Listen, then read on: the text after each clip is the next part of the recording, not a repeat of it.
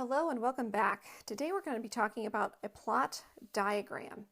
Okay, the plot is the sequence of events in a story. So basically what happens throughout a story is what we call the plot. And many times when we're talking about works of fiction, it follows a very predictable pattern.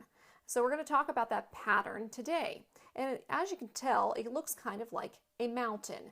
So you can think about most stories, you kind of have to travel up the story mountain, as it were, and then it comes down to the bottom again.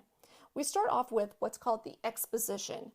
And the exposition is just a fancy word that just means you always have to start off with an explanation of the characters and the setting.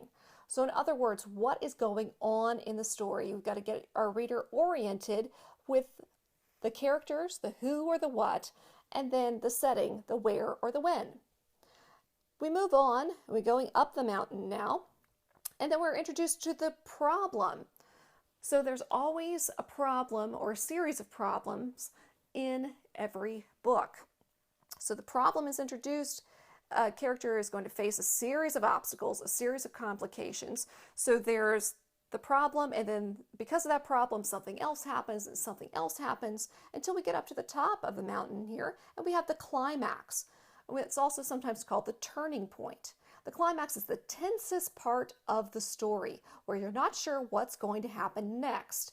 The character might have a major decision to make, or maybe something has been going wrong for the character all the way up the mountain, and maybe at the turning point, things are starting to get better.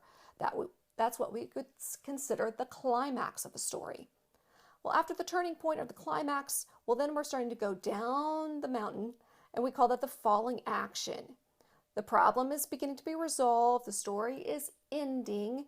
So things are starting to get better. And then down at the bottom, now we have what's called the resolution. The problem is solved. One way or another, the problem is solved and the action is ended. What you are going to do is you are going to have your handout that looks like this, where we're going to go through the plot diagram. In my example, we used the story, the fairy tale, Little Red Riding Hood. Okay, we should know that story. If you are unfamiliar with the story Little Red Riding Hood, or you don't remember what happens in that story, go ahead and pause right now, and you can take a look online and find several versions of Little Red Riding Hood. Take a good listen to what happens, or you can find the story in your library and come back. But we are going to go ahead and talk about the different parts of the story Little Red Riding Hood as it pertains to our plot diagram. The exposition, we could say Little Red Riding Hood lives in a cottage with her mother. Remember, that's the introduction of the characters, and the setting happens in the exposition. We end up to the rising action, the introduction of the problem. On her way to her grandmother's house, Little Red meets the wolf in the woods. Okay, so we call that the rising action. That's the problem. Up to the climax or the turning point. The wolf swallows Little Red Riding Hood whole. Okay, remember he dresses up like grandma, tricks her, and swallows her up. Oh dear. The falling action. The woodsman hears the wolf snoring and goes to investigate. Okay, the resolution, the very end of the story. Little Red and her grandmother are okay. They escape from that snoring wolf, and Little Red learns her lesson.